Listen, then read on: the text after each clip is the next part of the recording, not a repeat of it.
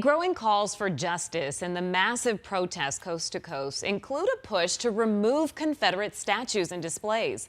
This is video from Virginia where demonstrators pulled down a statue overnight.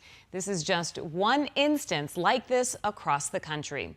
The debate has also been reignited here in Arizona with the recent protests over race relations.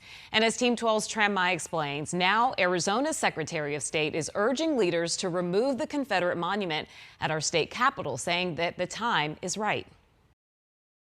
The Confederate monument sits at Wesley Bolin Plaza across the street from the Capitol.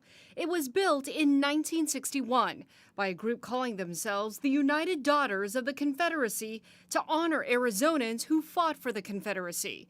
But to some, this is an offensive symbol. To have these types of things up there is a slap in the face, not only to the African-American community, but every person in Arizona. Secretary of State Katie Hobbs sent a letter to Andy Tobin, the director of the Arizona Department of Administration, asking to remove the monument from the plaza. The monument symbolizes a time of divisiveness and hatred in our country's history. Hobbs says Wesley Bolin Plaza is filled with monuments honoring those who fought to keep the country united and free. She believes a monument honoring the Confederate soldiers goes against that spirit. This is a monument that represents and symbolizes folks who rebelled against our country in treason in support of slavery. Hobbs says removing the monument could be a step in the right direction to heal racial divide, but there is still a long way to go. Certainly, this is not a solution